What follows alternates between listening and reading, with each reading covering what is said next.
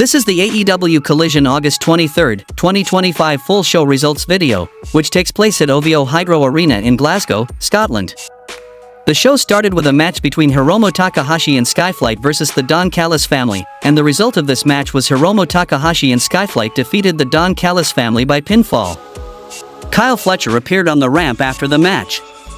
Then we saw a vignette for Hook anticipating his return. The next match happened between Megan Bayne versus debuting Isla Dawn. Isla Dawn debuted in AEW against Powerhouse Bayne, receiving a warm hometown welcome in Glasgow. Despite landing a few strikes, the match was largely a showcase for Bayne's dominance. After a brief Dawn comeback, Bayne secured the win.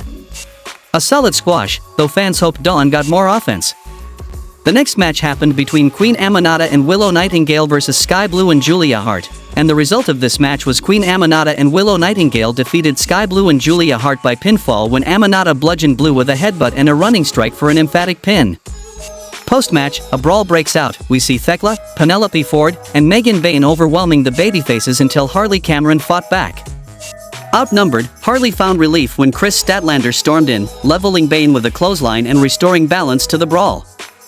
Then we saw that Daniel Garcia says he isn't happy that he didn't get the spot for Forbidden Door, but he will be a friend to back up Nigel McGuinness. Then we saw that Zack Sabre Jr. accepted Max Caster's 5-minute open challenge match, and the result of this match was Zack Sabre Jr. defeated Max Caster by submission with an abdominal stretch in 2 minutes and 37 seconds. Afterward, Sabre peacocked in front of Nigel McGuinness, and Nigel removed his headset for a face-to-face stare-down. Nigel offered a handshake, and Sabre accepted the gesture, but Nigel didn't let go. Tension increased before parting ways. Caster was still in the ring, then Anthony Bowens ran in to pummel Platinum Max. When the crowd started chanting for Max, Bowens dished out more punishment. Billy Gunn arrived on the scene to scold Bowens, then Bowens puffed his chest, so Billy told him to back off, and Bowens retreated. In a backstage area, Chris Statlander says she still hasn't received her $100,000 cash prize. It was supposed to come out of the Young Bucks' salary, but she keeps getting the message of insufficient funds. Harley Cameron went into the Bucks' locker room to ask on Statlander's behalf. She returned with the message that the money will be ready next week. Jon Moxley overheard this conversation, and he entered the Bucks' locker room and returned with an envelope of cash to hand to Statlander. The next match happened between Konosuke Takeshita versus Tomohiro Ishii, and the result of this match was Konosuke Takeshita defeated Tomohiro Ishii by pinfall with a raging fire driver. The next match happened between Big Bill versus Mark Andrews, and the result of this match was Big Bill defeated Mark Andrews by pinfall with a powerful spinning side slam. Afterward, Brian Keith brought chairs into the ring, then Bill chokeslammed Andrews onto the chairs. The next match happened between Gates of Agony versus Grizzled Young Veterans, and the result of this match was Gates of Agony defeated Grizzled Young Veterans by pinfall when GOA double-teamed Gibson for a vicious slam to win. Backstage, Gabe Kidd cuts a promo, says he aligned with the Death Riders for one simple reason.